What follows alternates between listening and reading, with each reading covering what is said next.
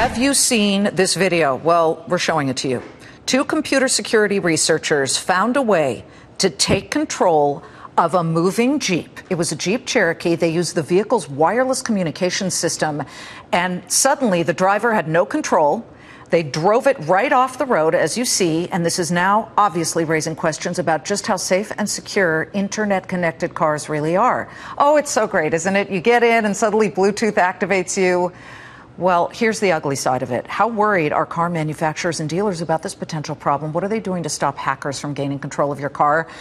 We bring in a man who knows everything about cars because he is the nation's largest auto dealer, AutoNation Chairman and CEO, Mike Jackson. You know what?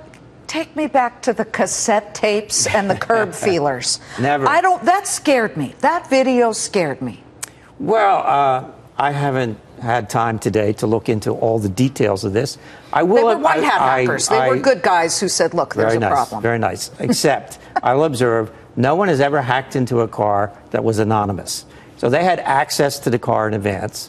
And if you give hackers access and they get the information property, you can go in and set a car up for remote control. That can be done with the system. So the systems in the car are very robust, heavily encrypted, and I've never seen a case where a car's going by and a hacker can just out of the blue influence it. That's never happened. We should tell people it took these guys, and they admitted it took them 3 years to even start the process, 1 full year working on figuring out how to hack Jeep. And then they had to know which car, and they needed access to the car in advance. But they did it.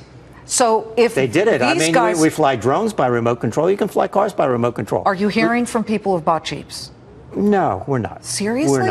We're not. It's people understand there's robust technology that is protecting these cars, and the industry is not standing still, and is working steadily year after year to keep ahead of the hackers. And as I said, I don't know one case yet, not one case yet, where it's been done out of the blue on a car we don't have the intellectual property on. Okay. I'm still wondering now if they were able to do this on what is called the Uconnect infotainment system, which is in Jeep. I'm sure other Chryslers and Fiats have this Uconnect infotainment system. So again, those are separate and distinct systems in the car. If hackers, you give them access to the car and you rewire it so they're interconnected, I'm sure you can do something. I don't know the facts in this case. I'm just saying they're very robust, encrypted systems protecting these cars. And I know of no case of unintended acceleration, taking control of a car, where a hacker, out of the blue, without the intellectual property, without access to the vehicle in advance, has stepped in and been able to do this. Okay. All right. Now I want to know what is stuck on your lots. What can't you get rid of that you're dying to get rid of? What's the inventory looking like? Liz, first we announced earnings today. Yes. Record once again. Record second quarter, 19 consecutive quarters of double-digit EPS growth. That's it? A revenue of $5.2 billion, up 9%. And, well, I can tell you as far as what's selling and not selling. Let's just talk about the industry. The industry is up 4.4% this year, 10% with trucks, 9% with luxury cars. Mid-sized sedans are down.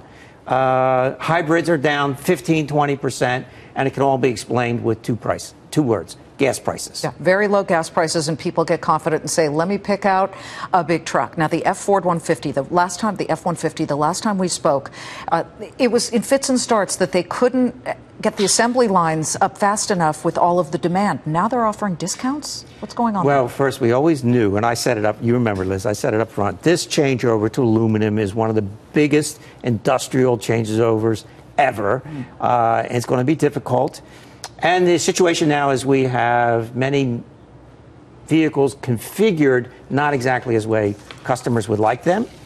And therefore, you have to use price to fix those dislocations. But in principle, we're short of the F-150, and we will not have full supply until August, and we will not have it fully in the correct configuration until further in the fall. I need to also ask you about Tesla, because I see more and more of them on the road. I was in a garage out of the blue, and I saw not one, but two in a garage. I mean, this is my little back of the envelope calculation. You're rolling your eyes. Because you can't sell them because they're selling direct. I'm rolling my eyes because the segment, electric vehicles and hybrids, less than 3% of the marketplace today. Those sales are all down. Tesla does not release its U.S. sales, but I would not be surprised if Tesla sales in the U.S. are also down, but they don't say. But I'm just telling you, at the gas prices we have now today, bigger, better, and faster is what the American people want. And you give them whatever they want. Mike, thank you so much. Thank you, Liz. Mike Great seeing you Jackson today. of AutoNation.